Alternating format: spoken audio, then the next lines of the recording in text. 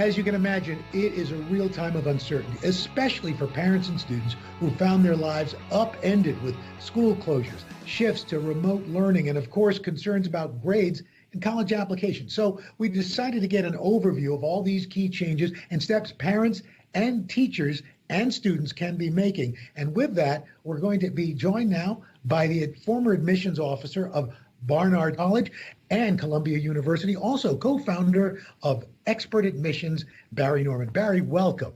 Thank you. Let's start with elementary school kids who've grown up, using phones and iPads. But you say as they switch over to using these iPads and mobile devices for learning, parents shouldn't try to duplicate exactly their school day.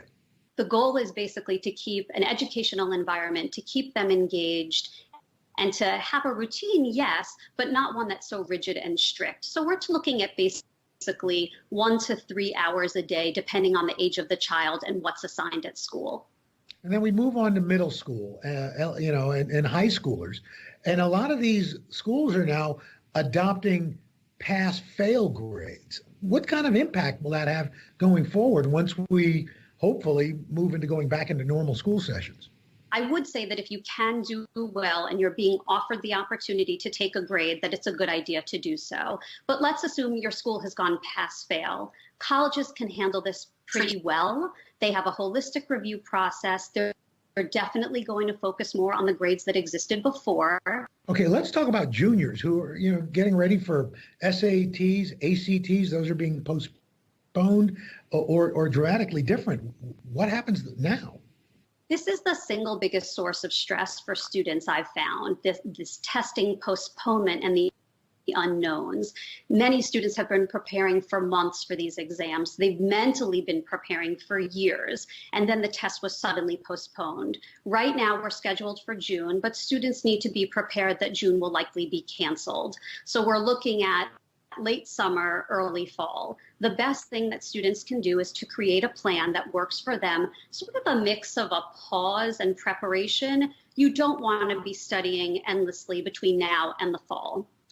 Now, what about college admissions? Kids looking at 2021. When you talk with colleges, what are they doing? How are they planning for this? I think the biggest change that we're seeing is so many colleges that are announcing every single day. We get new announcements of colleges that will be test optional for next year, places we wouldn't expect to have made those announcements. What students and families should remember is that test optional does not mean that they don't care about tests or that it wouldn't behoove you to submit test scores if they're in range, but simply that given the circumstances, they're going to have flexibility. Kids are still hearing from schools about where they're going to be going. How is that going to be impacted now? Current seniors are impacted in a unique way. They were in the midst of the process, now have gotten decisions, don't have the opportunity, however, to go visit or revisit to make up their minds. I would caution families that while campuses are closed, colleges are not. So they're offering a number of virtual opportunities, from information sessions to virtual tours, even the opportunity to sit in virtually on a class. So all of the things pretty much that were available before, now available in a virtual experience. They're more active on Instagram too, which high school students are happy to hear. Bari, before we close, if we look at this, there have been a lot of negatives, but as you look at this, if there's a positive takeaway to this, what do you say that is? I think this is actually a tremendous learning opportunity for students to figure out who they are and what is really important to them. This was a hard question to get at before for students. This has caused everybody, regardless of their age, to think pretty deeply. And how about all us parents who, are already stressed out about their kids and school and grades? What do you say to the parents? This is the time to be creative, and this is the time to kind of think outside of the box, but we're going to get back to where we were before. Some great words to end on. Bari Norman, thank you so much.